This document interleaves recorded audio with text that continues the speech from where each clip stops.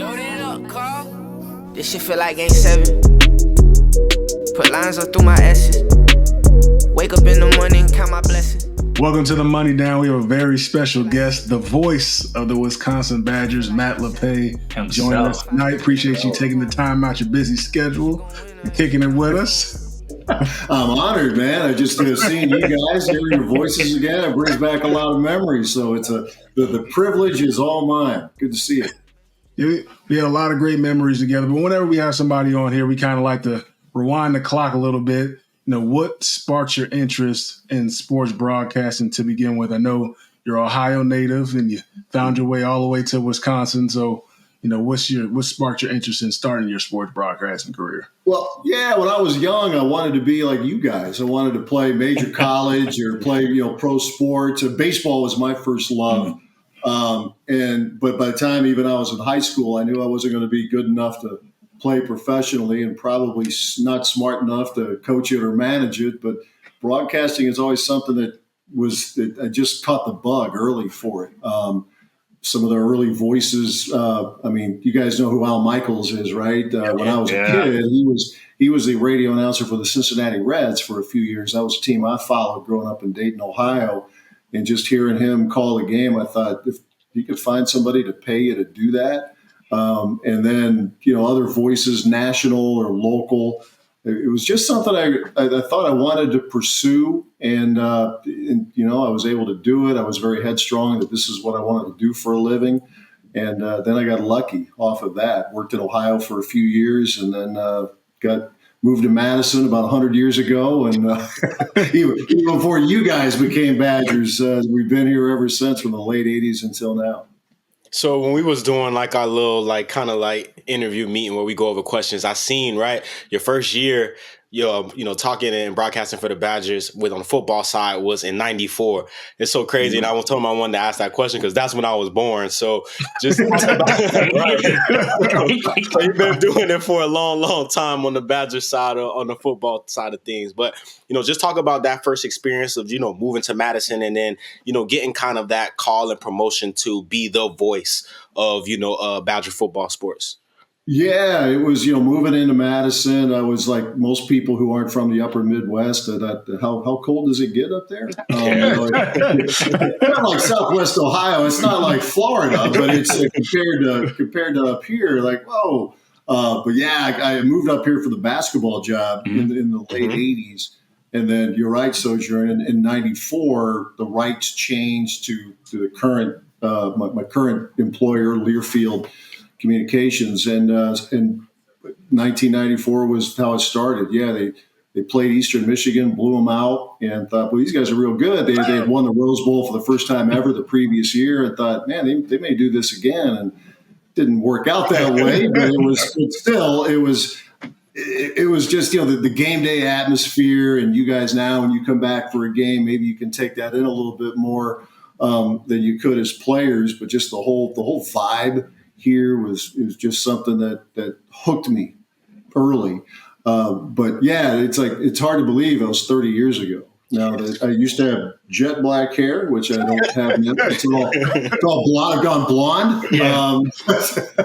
But yeah, it's that old line that you hear, like the days can be long, but the years fly, and it's hard to believe that this is the 25-year anniversary season of Ron Dane breaking the rushing record. Wow.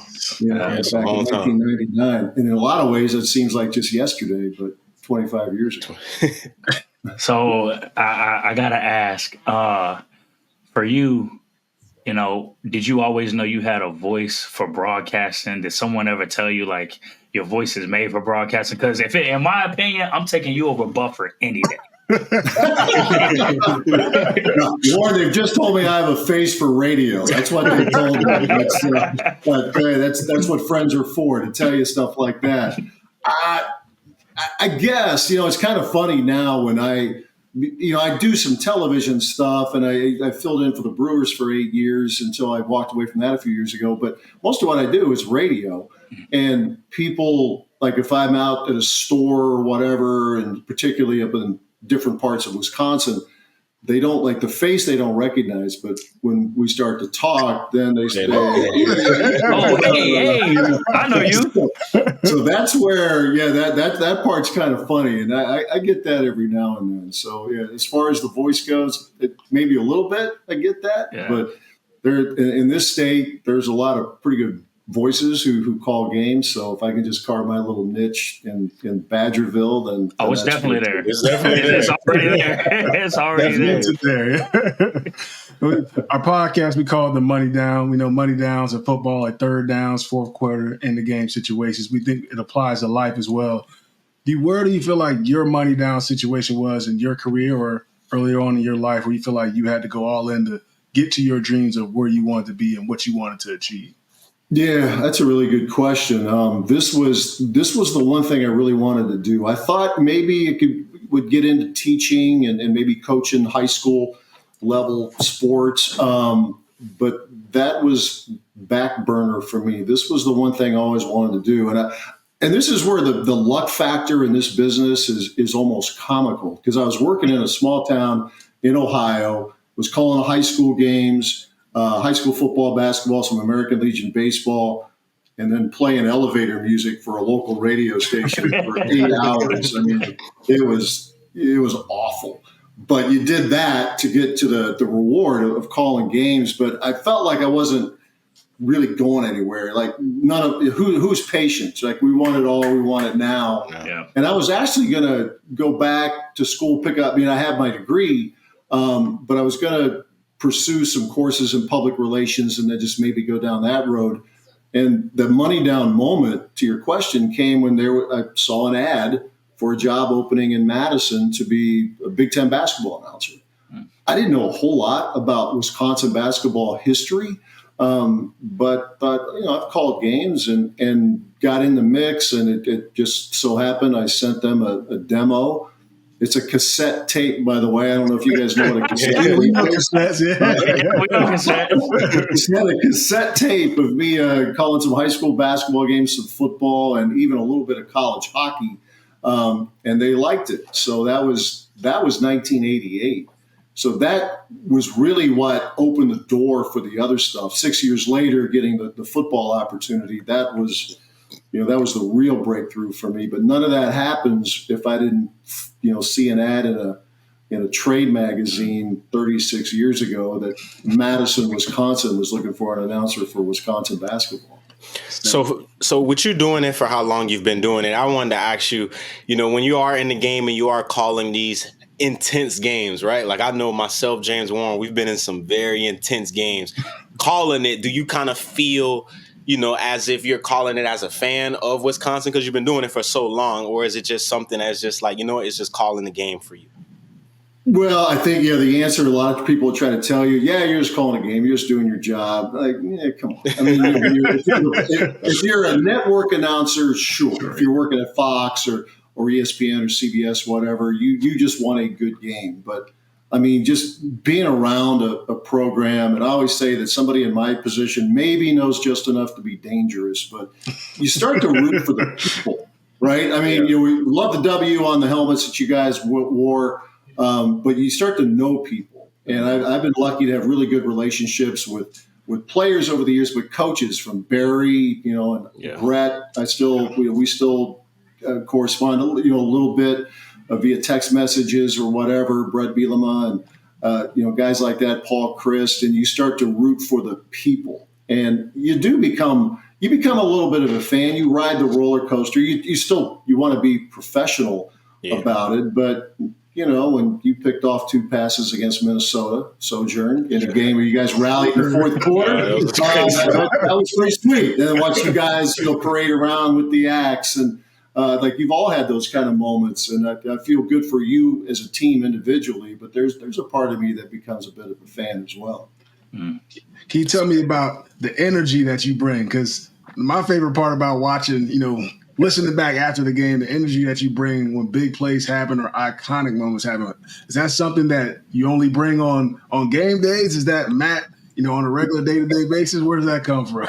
No, that's me on game days. I am James. I am the dullest person in the world. If I'm watching a game at home, I'm pretty much flatline. I'll never forget. I don't like when the Super Bowl is on. I don't like to go to Super Bowl parties. Most of the time, I just let me by myself watch it, in the man cave. But the one time I did was when the Packers beat the Patriots. Brett Favre, with the famous, with the helmet off after the early touchdown pass. Everybody at the party is going crazy except two people. One guy who's a writer and me.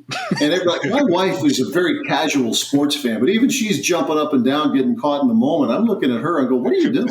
And she looks down at me and goes, "What are you doing?" And you're just sitting there. So I'm pretty stoic when I'm at home watching a game. When I'm in the broadcast booth, then it's a little different story because we always have the windows open in our booth. You want to try to feel the intensity of the crowd, even when it's cold. Yeah, we throw it open. Tauscher doesn't like that. He's a little soft. He usually likes that. But yeah, it's much different. The voice that you hear on a Saturday, or I guess selected Fridays now when the Badgers play, that's a lot different than flatline Matt watching an NFL game or a college game on a Saturday night. No, you got it. No, I called a game on radio for the Bears. I think it was 2 years ago. I think it might have been in December or January, and we had the window open. Oh my goodness! Speaking of that, it was brutal. That was one of the worst experiences I've ever had. Just my toes were frozen, hands were frozen. I feel your pain. They have no heaters in there, James. I mean, we had hand warming. It wasn't doing much, honestly. That's crazy. Sitting still for like 3 hours. Yeah, that was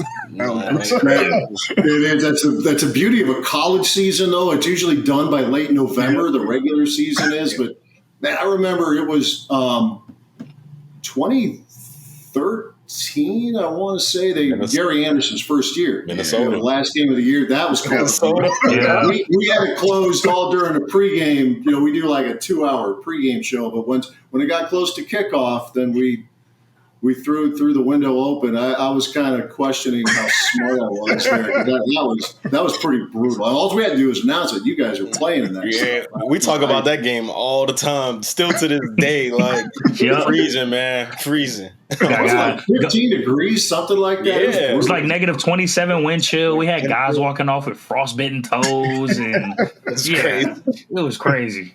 Guys drinking chicken broth at halftime. I've never seen that. Like, I was, whoa. It was bad. It was bad, bro. It was extremely bad. You got it, Warren, with the next question. But I was gonna say, but for you have been a part of the Brewers, the Badgers basketball, Badgers football, like, what's been the most exciting call for you to make? A walk-off home run, a game-winning touchdown, or a buzzer-beater jump shot? Oh boy, I guess, yeah, yes. I mean, when you get I always think of it wasn't how the game ended; it was how the game started. When David Gilreath had the kick return, that was against Ohio State. To this day, I don't know if the stadium's been any louder. Maybe when Melvin ran for 408. Yeah, that was crazy too. Or James, when you ran for the kind of the clinching touchdown in that 2010 game against Ohio State. The buzzer beating shots, like for me, like that's probably where the voice gets the highest because sometimes it's a flurry, and that's probably where I feel like I start to sound like a 12-year-old. They're all pretty cool. I mean, that's the thing about this business. You're kind of what you want to do as an announcer is not screw it up. You want to try to have the energy, but be able to describe to the listeners what happened. But that's the thing that always brings you back, because you never know what's going to happen in any given game.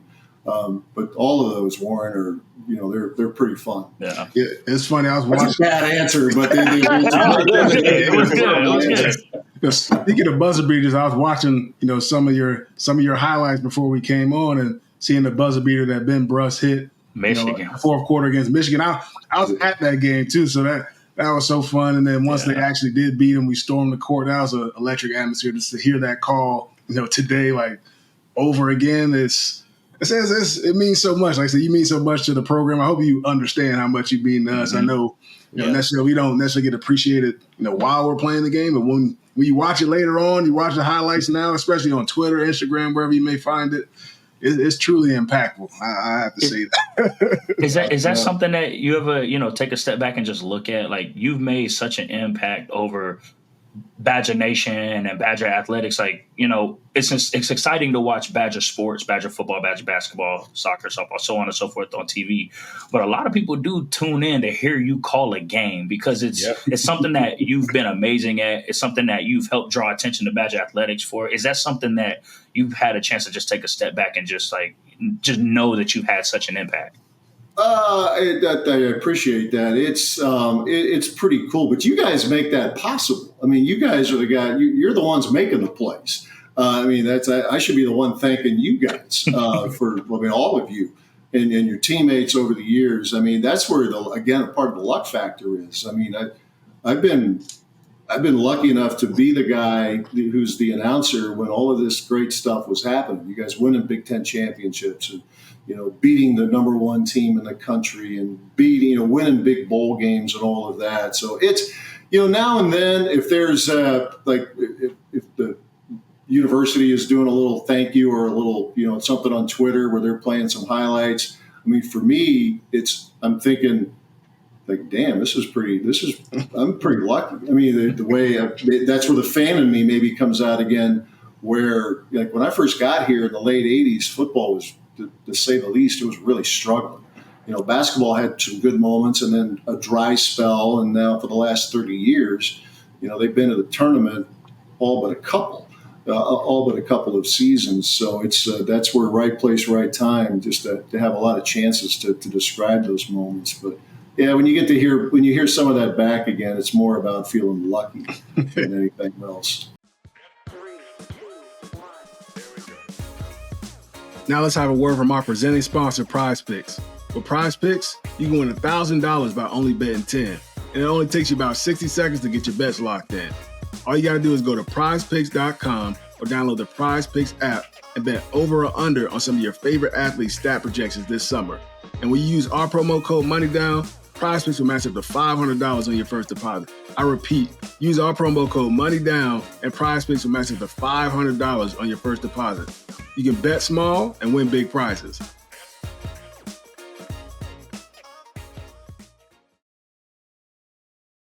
So Matt, I just, like you said, you've been doing this for a very, very long time. What is your favorite Badger moment that you've got a chance to experience? I know you named a couple plays like David's, kick return in the Ohio State game. Again, buzzer beater jump shots. What is something that you just always, when you lay down at night, you turn around and say, man, I got to witness or call this specific moment?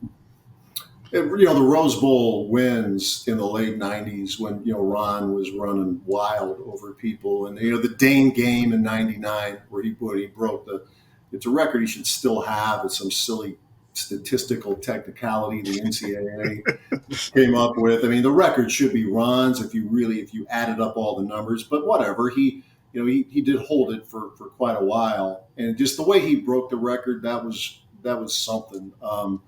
Melvin's three-quarter effort of 408 yards. I mean, he had fumbled a couple times early in the week. Is this guy going to get benched? He was. That's the crazy part. Right? He's about to get benched. Yeah, just maybe so. The best benchings are the ones you don't call for. And it was nuts. On the basketball side, I was talking to our sponsor group. We had our sponsor golf outing earlier today, and from the basketball perspective, that Ben Brush shot was obviously a lot of fun. Yeah. But in the national semifinal game in 2015, when Sam Decker had the best sequence on a big stage I've ever seen a Wisconsin player have, he hits a step back three for the lead against Kentucky. And then he goes back at the other end of the floor and takes a charge. Probably the only one he took in his career. If you're going to take just one, that's a great time to do it. And it was just the electricity in that at Lucas Oil Stadium. The Badger fans who were there, for that entire Final Four that's the stuff you never forget. Can you go ahead. I was about to say, you mentioned a little earlier, when you're in those big games and those big moments, you're trying not to mess up and things like that. But for you, what does preparation look like going into a game? You know, knowing that you're going to have to sit there for 2, 3, 4 hours and call a full game and do your best to pronounce names right. Get the right Yeah. play calls, things like that. Like, what is that like for you? What is the Well, you preparation? put together stuff like this, like other people in the business, they do it in a much more modern way. I'm old, so it's a Pen and paper. pen, and this is the LSU 2D from the bowl game. So you lay all this stuff out: name, number, hometown, class rank, and then pertinent statistics and any little anecdotes, and you go into study mode. And I'll look back at the last 3-4 games when you're deep enough into a season, like in the case of LSU. The problem with bowl games now is a lot of guys opt out, so you have to dig a little deeper to get some video of some of the guys who really didn't play a lot during the season, but we're going to play more in a bowl game. But and for me, I'm lucky in that the coaches have been gracious about letting myself and now Mark Tauscher, my broadcast partner, attend practices for the Badgers, and that just gives us an idea. Okay, here's the personnel. Here's what the scout team. Here's how they line up, and here's what the receiver rotation is going to be, so on and so forth. And that's really helpful. I need to visualize it. It's hard for me to just stare at a chart and memorize. That's always the problem with a first game. Like, these guys will play Western Michigan. I can look back toward the end of last season, but the personnel is going to change quite a bit from last November until now. So the first game is always kind of a challenge, but it's a fair amount of hours. I couldn't tell you how many, Warren. I just know I'm ready when I'm tired of looking at it. I don't need to see this team anymore. Yeah. Let's go. But which for me, it's usually by Wednesday, Thursday, early Thursday. By then, I feel like I've got everything pretty much put to bed. And interview guys. I bothered all of you guys quite a bit during your career. We loved it. Little tidbits that we can drop in during a broadcast, just to let people know that we're not just showing up 10 minutes before kickoff, but we've put a little bit of work into it. And knowing that you have relationships with players and coaches, how is it when you call games, as far as being critical but not overly critical, like finding that balance? How is that for you? Yeah, I think you have to be honest with the fans, but it's not a hot take sports talk show. Like, you don't have to go on and on for a half an hour about what were they thinking on 3rd and 1. You can say, wow, interesting decision there. Maybe, and the best thing, and this is where Tausch is really good. Instead of second guessing, he'll first guess. He'll say, hey, this would be a good time to try this, or whatever, and he's pretty good at that. He's got a little Tony Romo in him, where he's tell you what's coming before the play unfolds. But if you're getting outplayed, I think back of last year with the football season, against the game against Northwestern at home. I mean, they were bad. And Northwestern, to Northwestern's credit, given all the stuff that they had to deal with the coaching change not long before the season started, you want to give the other guys credit. But that game, the Indiana game down in Bloomington, you're like, they're just not very good here today. Now we don't go into a diatribe about a series of play calls, but if they're not playing well, you owe it to the fans to be up front, but you do it in a way that's not personal. It's going to be interesting, guys. I'd be curious of your thoughts on this, because there's always been a rule of thumb, and I'm not, Twitter is Twitter. People are going to post whatever from their basement, but like media they're usually better with the college athlete than the pro athlete. They're going to be more apt to criticize. Now, with NIL and with these guys, I want to be really interested to see if it's, Big Fox or ESPN, if someone who's making a lot of this isn't performing, what that's going to be like. I mean, for us, we're still going to, we're going to be, positive, but we're not going to overdo it either. If someone's not playing very well, we have to state that. I think nobody talks about that. I think it's going to get to that point. Essentially, college football is going to turn into the pros. It's going to be like 2 major conferences. It's going to be like the SEC and Big Ten or whatever, they're going to combine into like one big conference and split in the size, AFC, NFC, similar type of thing. So, yeah, I think kids will start going to getting judged, pretty harshly. I mean, when you're making millions of dollars, as an 18, 19-year-old, and you're kind of a businessman yourself, you're a professional at that point, I would say, then people have the right to criticize. I mean, obviously, we don't want people calling kids out of their names and doing all that, but people are going to be overly critical on their performances. I think if you're one of those guys making top dollar in the college football, and you hope that people don't take it too far, but I mean it's gonna happen. I mean you got a guy that hypothetically somebody signed a $2 million contract with Topper Pizza, and he's not playing well, and fans will be fans sometimes, and and they just got to remember that these are 18-year-old kids, 19-year-old kids, and they aren't. I mean, they're grown men, but like they're not in the NFL, the NBA. You don't want to shatter a kid's confidence and things like that too early. So I hope it doesn't get that way, but there are, like you said, there are some people with Twitter fingers in their basement that are gonna do stuff like that. Just Yeah. I hope it's rare, but it's something worth watching moving forward. Knowing that some of these guys are making, probably most it's pretty modest, but some are going to be making the big bucks. So with that will come expectations. What's that? My bad. What's that like for you? Now you brought up a good point of like having NIL and things like that, but including like transfers, like what's that like for you now, knowing you're going to have to try to figure out who an additional the 10 guys are every season that you did not see the year prior. They've gotten collegiate experience. What's that like for you? Yeah, it's a little bit like pros. That's where like filling in with the Brewers for 8 years. I mean, the most I ever did in a season was 55 or 60 games out of 162. But you're still like you're looking at the roster of whoever the Brewers are playing. Well, this guy's been with the Angels, the Dodgers, and now with the college game, you're getting guys who are on their third, fourth school. It is, and I don't know if that will slow down over time or not. I hope it does, because the great thing about like what you guys do here, I mean, you guys were Badgers from start to finish, and I don't know, like in the future, how many guys, what's the percentage of a roster where the guys are going to end their career where they started? But you have to your point, you do have to be like Tackett Curtis, a transfer linebacker from USC, Jaheim Thomas, a transfer. 2 years ago, he played for Luke at Cincinnati. Last year was at Arkansas. Now he's in Madison, someone who's probably going to play quite a bit, but it's his third school. Yeah. And we're seeing that more and more. So it's a little more pro-like. And that's where, like spring practice, they had a lot of those guys who were here. It was really helpful for me just to see these guys. Okay, here's how they move. And, they wanted some guys with more length and a little bit more speed and all that. It looks like they've been able to get some answers there. We'll see how that translates in the games. But it's definitely different. And I always wonder with a lot of these guys, like, what do you do on Alumni Day? You just pick visit all three schools. Whatever. Yeah. They go wherever they feel welcome, I guess.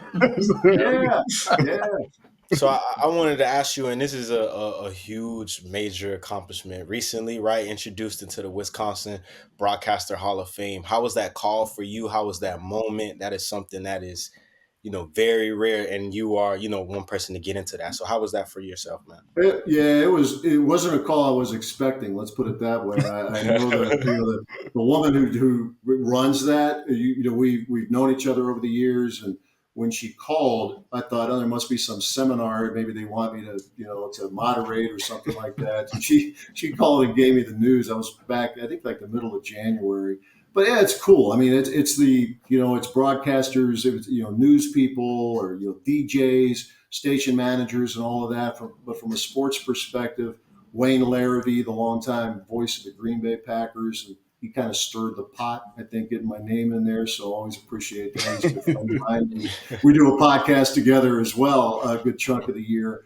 Bob Uecker is in this, and I'm not saying I'm at that level, but to at least be in the same in the same hall that they're in is pretty humbling. It was, but then again, what it also does, Soldier, and it reminds me of I'm getting old. So that's get this guy in there now. So there's that part of it too. But it was unexpected, but it was a really cool phone call. And Big Ten Media Days started today, so starting to get real. There's expansion now in the Big Ten. We added 4 schools from the West Coast. Wanted to kind of pick your brain on what's your expectation for that. I know with football, it doesn't pose as many problems as maybe like basketball, where they play more games. How do you think the travel will affect it? I know the competition is going to be great. I think that's going to bring a lot of notoriety, a lot of competition to the conference. How do you think the travel will affect, obviously, people like yourself and some of the players as well? Yeah. Well, I think, with the football guys, their first Big Ten game will be at USC. I'm still trying to wrap my mind around that. Big Ten opener at USC, sure it is. And then 2 weeks later, I think they go to Rutgers. So for those guys, I mean, you guys, you remember, you guys are kind of packed in there, and for that probably 4.5 hour flight to LA, and it's a couple of hours to New Jersey. I think for football though, James, it's manageable. For men's basketball, women's basketball, it should be manageable, at least for Wisconsin, based on where we're located. I always went like UCLA. I think their air miles is going to be over 20,000. It's cool. It's like you back at the Patriots, right? But it's they've got a lot of trips over to this in the Eastern time zone, the Central and Eastern time zone. So I think for the 4 schools out west, that's the question of being able to handle all of that. I still Wisconsin. I think the air miles will be 6,000, and they only have 3 flights. So for this year, it should be okay. But the season, the schedule is, for a fan, it's great. Yeah. If you're a season ticket holder, you got Alabama out of conference coming to Madison. Oregon. You've got Penn State coming in. They're supposed to be really good. Oregon. There's some people who think if Ohio State doesn't win the Big Ten, these people are saying Oregon could be right there. They go to SC. So I think this team could be, in a lot of ways, more talented than a year ago, but the schedule's harder. So I don't know how much the record will reflect that. But I do know this, being around this for as long as I have, Wisconsin teams generally do better when they're under the radar. Yeah. Last year the hype was crazy, and they weren't able to live up to that. I kind of like it now. They're not being talked about. It's Ohio State, it's Oregon, it's Michigan, it's SC. Maybe that's not a bad thing for Wisconsin to kind of be, they're there, but the hype is so much different than it was this time of year. And it's so crazy that you say that, because I was watching ESPN this morning. Obviously, like James said, a lot of with Big Ten Media Day, and they're starting to now break down the whole how it's going to look as far as the 12 teams making the college football playoffs. And the topic was which conferences was going to have 2 or 3 plus teams in it, and they pulled the chart up, and it was like Oregon had like a 57% chance to make it. Ohio State had maybe a 50, and then it was like Penn State, USC, and I'm like, bro, nowhere near. Like they put, I want to say they put like USC in it before they put Wisconsin. It's just like, man, what in the world? So you're right, us flying under the radar. I think we're gonna surprise a lot of people, man. I want us to get into that 12 team though. They had us at like 7. I think they said like preseason power rankings. They had us at like 7, and that's which like in the old Big Ten, that's like being picked 3rd because you're almost on the top. You're in the upper 3rd. But I was going to turn this around because with this 12-team playoff, that obviously adds intrigue, and networks are going to be talking about you a little bit longer if you're in the mix. But there's a chance that you could play 17 games a year. Roll back the clock, fellas. How would you have felt about that in your college career if you went to the championship game to play 17? Bring it. What you say, Jim? At 18, 19, I probably wouldn't have had any issue with it. It's going to be crazy because you play 17 games in college. Now the NFL is working on getting 18 games. So they're starting to load these games up. But I guess, since they say, players getting paid, the NFL players starting to get paid more money, you have to work a little bit more. So I guess that's just where the cookie crumbles. I should say. I mean, like.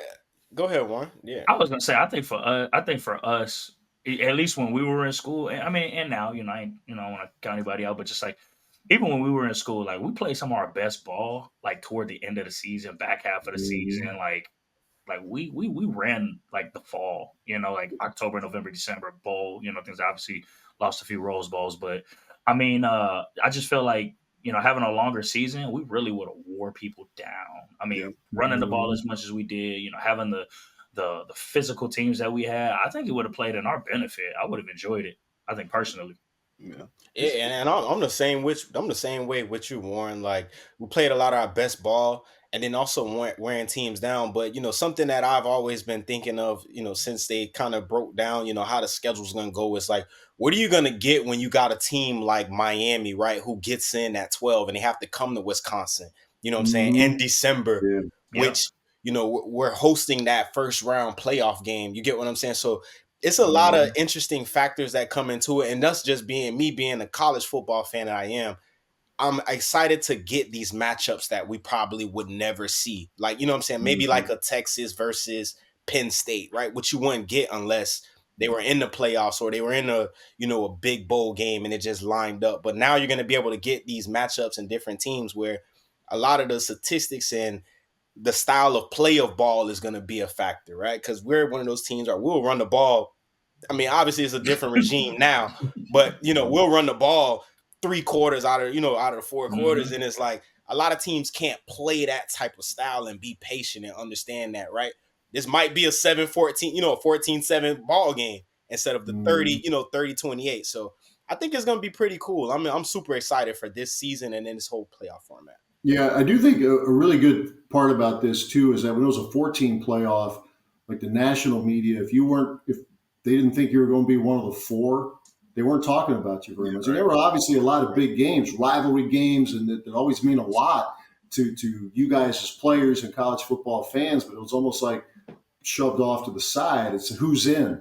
Now with 12, you've got a lot more schools in the mix. Even if you're 15th, 16th, you're still in play going down the stretch of the season. So I think in that regard, it's a real positive. So no, it's I think for a fan, what we have to get used to as older fans is that like the Rose Bowl, which is the ultimate, right? What you guys always played for to get to Pasadena, it's a quarterfinal game. Yeah, it's different now. You win that, you got to win 2 more. But we'll get used to it. But it's just part of how the landscape has changed in college football. And then ACC media days were, this past week too.